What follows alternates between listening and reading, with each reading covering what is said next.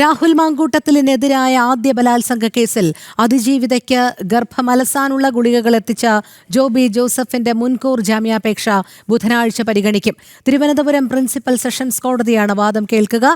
ലൈംഗിക പീഡന കേസിൽ രണ്ടാം പ്രതിയാണ് രാഹുലിന്റെ സുഹൃത്ത് ജോബി. കൂടുതൽ വിവരങ്ങളുമായി MS വീണ ചേരുന്നു.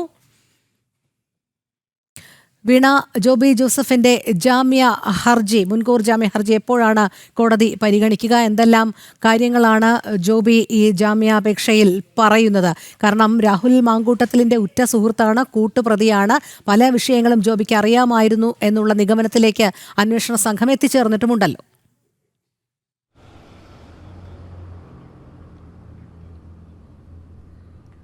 തീർച്ചയായും രോഹിണി, രാഹുൽ മാങ്കൂട്ടത്തിനെതിരായ ആദ്യ ബലാത്സംഗ കേസിലെ രണ്ടാം പ്രതിയാണ് ജോബി ജോസ്. അതായത് ഇതുമായി ബന്ധപ്പെട്ട് നിർബന്ധിത ഗർഭ ചിത്രത്തിന് മരുന്ന് പരാതിക്കാരിക്ക്, അതായത് യുവതിക്ക് എത്തിച്ചു നൽകിയത് ജോബി ജോസ് ആണ് എന്നുള്ള വിവരം ജോബി ജോസഫ് ആയിരുന്നു എന്നുള്ള കൃത്യമായിട്ടുള്ളൊരു മൊഴി പരാതിക്കാരി നൽകിയിരുന്നു. ഇതുമായി ബന്ധപ്പെട്ടുള്ള തെളിവുകളും അന്വേഷണ സംഘത്തിന് മുമ്പാകെ സമർപ്പിച്ചിരുന്നു.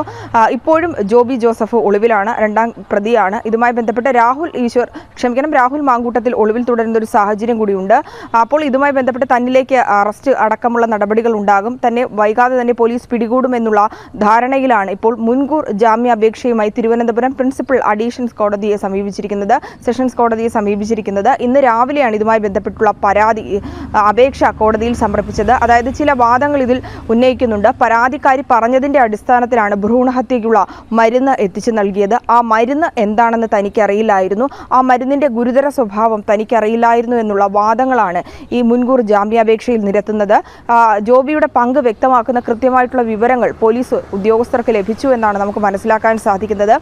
രാഹുൽ മാങ്കൂട്ടത്തിന്റെ ഉറ്റ സുഹൃത്താണ്, സഹസഞ്ചാരിയാണെന്നാണ് നമുക്ക് അറിയാൻ സാധിച്ചിട്ടുള്ളത്. അത്തരത്തിലുള്ള, അതായത് രാഹുൽ മാങ്കൂട്ടത്തിലും ജോബിയും ഒത്തുനിൽക്കുന്ന ചിത്രങ്ങളടക്കം സമൂഹ മാധ്യമങ്ങളിൽ ഉണ്ടായിരുന്നു.